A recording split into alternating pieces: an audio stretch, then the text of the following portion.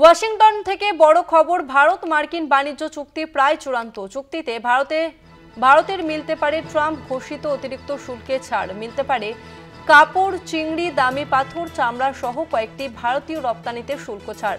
বদলে মার্কিন বৈদ্যুতিক গাড়ি, মদ, খামারজাত পণ্য ভারতে ঢুকবে বিনা শুল্কে। চুক্তি ঘোষণা 8ই জুলাইয়ের আগেই। শুল্ক যুদ্ধের অবসান, আগামী সপ্তাহেই ভারতের সঙ্গে বাণিজ্য চুক্তির পথে হাঁটতে চলেছে আমেরিকা।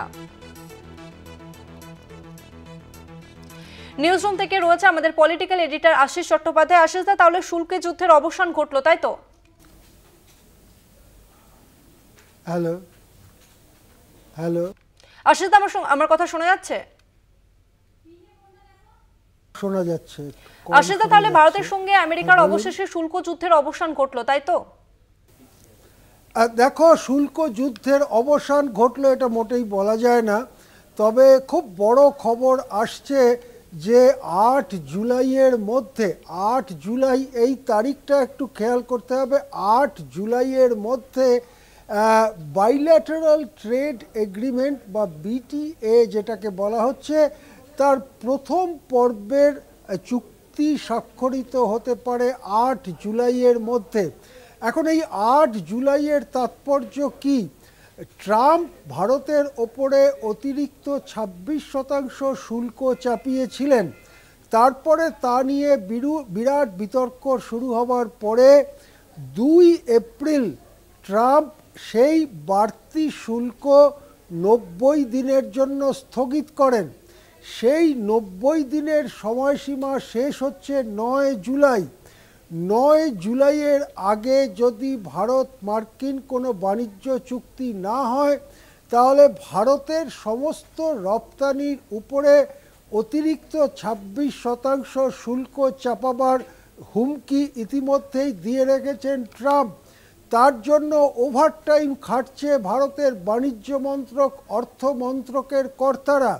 তারা গত কয়েক মাস ধরে ওয়াশিংটনেই পড়ে আছেন।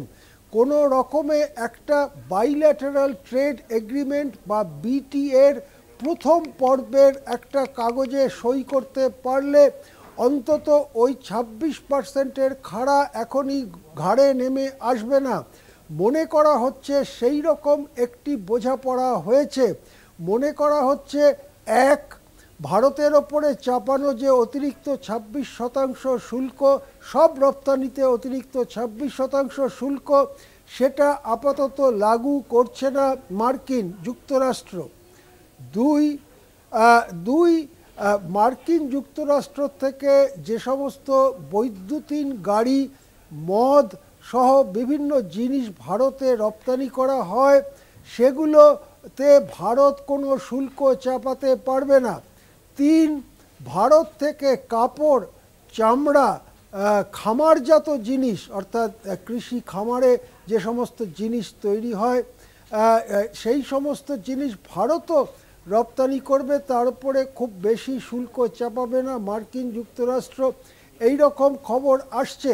এখন আমরা জানি ইতিমধ্যেই কৃষি ক্ষেত্র এবং দুধ সহ বেশ কয়েকটি খামারজাত জিনিসে ভারতের বাজার আমেরিকা বা বিশ্বের কাছে খুলে দেওয়ার ব্যাপারে তীব্র আপত্তি তৈরি হয়েছে ভারতের অন্দরে।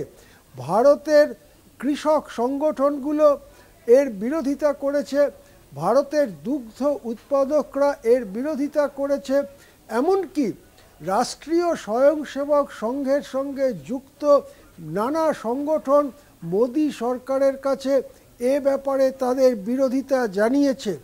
কিন্তু চুক্তির যে প্রাথমিক রূপরেখা আমাদের কাছে আসছে, তাতে মার্কিন খামারজাত জিনিস ভারতে ঢুকবে। কৃষি খামারজাত জিনিস কি হতে পারে? যা একটু বেশি দিন টেকে, সেই রকম জিনিস, অর্থাৎ যা 2-3 দিনের মধ্যে পচে না যায় সেই রকম জিনিস, অথবা সংরক্ষণ করা হয়েছে, যেমন দুধ বা দুধের কোনো ডেরিভেটিভ, ছানা ইত্যাদি যা সংরক্ষণ করা হয়েছে, সেগুলো প্যাকেটে করে ভারতে আসতে পারে।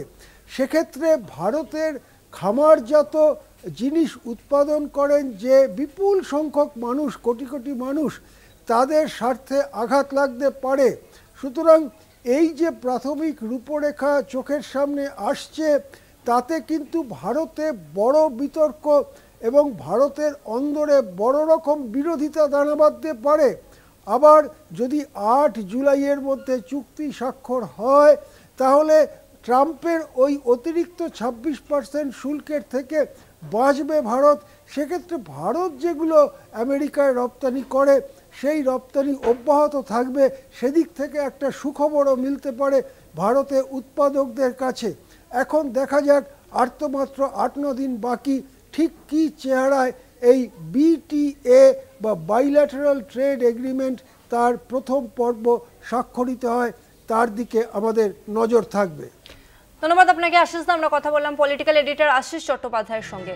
আরও একবার জানিয়ে রাখবো, ওয়াশিংটন থেকে বড় খবর, ভারত মার্কিন বাণিজ্য চুক্তি প্রায় চূড়ান্ত।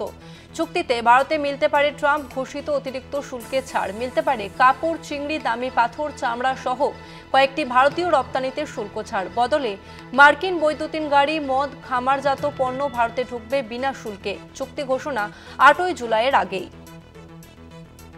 আগামী সপ্তাহের মধ্যেই ভারতের সঙ্গে বাণিজ্য চুক্তি সেরে ফেলবে আমেরিকা। সূত্র মারফত জানা গিয়েছে, চুক্তির শর্তাবলী নিয়ে দুপক্ষই একমত হয়ে গিয়েছে। আগামী 8 জুলাই ভারত আমেরিকা বাণিজ্য চুক্তি স্বাক্ষরিত হতে পারে এবং তার পরের দিনই ডোনাল্ড ট্রাম্পের ঘোষিত শুল্ক ছাড়ের মেয়াদ ফুরোচ্ছে।